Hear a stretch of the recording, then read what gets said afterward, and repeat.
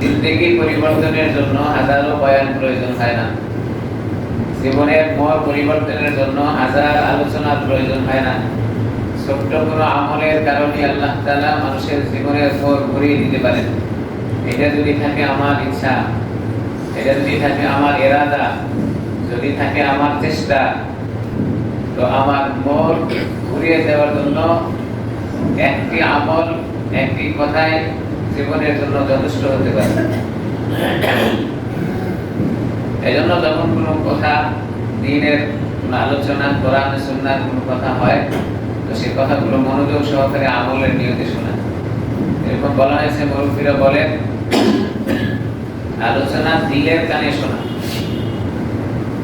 দিলের কানে যখন কোনো আলোচনা মানুষ শুনতে থাকে, তো এটা অন্তরে বসে যায়, আমল করা সহজ হয়। অনেক আলোচনা আমরা শুনে থাকি, কিন্তু জীবনে আমলের অভাব, বাস্তবায়ন করাটা অনেক কঠিন। আমার বয়স যদি 60 বছর হয়ে থাকে, তো কমপক্ষে 40 বছর তো মসজিদের সাথে যোগাযোগ আছে। যারা নামাজ কালাম পড়ি, এরা তো মসজিদে আসতে থাকে।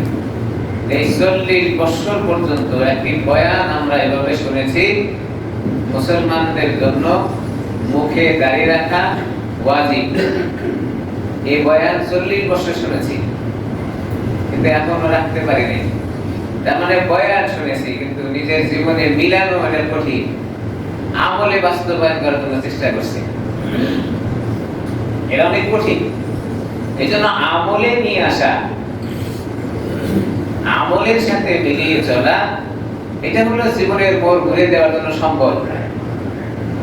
সারা জীবন আলোচনা শুনেছি টাকনুর নিচে পুরুষ মানুষের কাপড় পরিধান করা হারাম।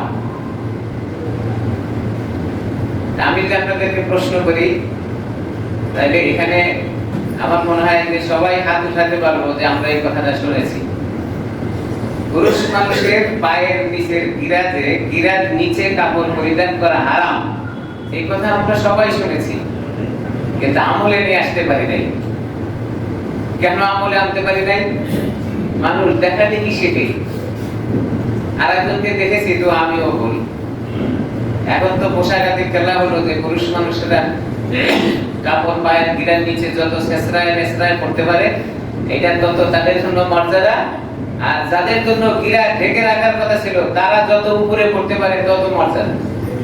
আপনারা দেখবেন মেয়েরা এখন হাঁটু পর্যন্ত কাপড় পরে, মানে গিরার উপরে উঠাইতে হাঁটু পর্যন্ত হয়েছে, অথচ ওদেরকে গিরা ঢেকে রাখার কথা ছিল। আর পুরুষ মানুষের জন্য গিরা বের করে রাখার কথা ছিল। আমাদের প্যান্ট পায়জামা লুঙ্গি নিচে যাইতে যাইতে এখন স্যান্ডেল ঢেকে নেয়। কিছু লোক তো এমনও আছে যে প্যান্ট পরে ওই পায়ের গোড়ালি ঢেকে জুতার মধ্যে প্যান্ট ঢুকায় রাখে। এটাকে আমি দেখেছি না আপনাদের নজরে পড়ে যায়? সব উল্টা।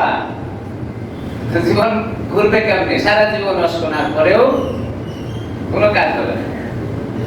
সারা জীবন শুনেছি, বাস্তবায়ন করতে পারছি না। কেন পারি না? শয়তান ধোঁকা দেয়। তাহলে এরকম বলেই থাকে, এরকম ওয়াজ চলবেই। তাহলে আমার ওয়াজও চলতে থাকে, আমি আমার জীবন ওইভাবেই চালাইতে থাকি। এজন্য পরিবর্তন আসে না। আল্লাহ তাআলা কোরআনে হাকিমের ভিতরে বলেন, ইন্নাস সালাতা তানহা আনিল ফাহশাই ওয়াল মুনকার, যে নিশ্চয় নামাজে মানুষের খারাপি কাজ থেকে বাঁচাবে। নামাজে মানুষকে খারাপি কাজ থেকে বাঁচাবে, অশ্লীল কাজ থেকে বাঁচাবে। আমি আপনাদের কাছে প্রশ্ন করব, নামাজ পড়ে খারাপি করে না এরকম আছে না লোকজন? আবার নামাজও পড়ে খারাপিও করে এমন লোকজনও। নামাজ পড়ে খারাপি করে না এমন লোকও আছে, আবার নামাজ পড়ে খারাপিও করে এমন লোকও আছে। তাহলে নামাজ খারাপির থেকে বাঁচালো কোথায়? আল্লাহর কালাম ভুল নাকি আমি আমার জীবনে মিলাইতে ভুল করছি? কোনটা? আল্লাহর কালাম তো ভুল না, কি বলেন? কথা বলেন, আল্লাহর কালাম ভুল? ইন্নাস সালাতা তানহা আনিল ফাহশাই ওয়াল মুনকার, আল্লাহ বললেন নামাজের দ্বারাই মানুষকে খারাপের থেকে বাঁচাবে, কিন্তু আমি বাঁচতে পারি নাই। তাহলে এটার ফলাফল কি? ফলাফল হলো আমার নামাজ ঠিক হয়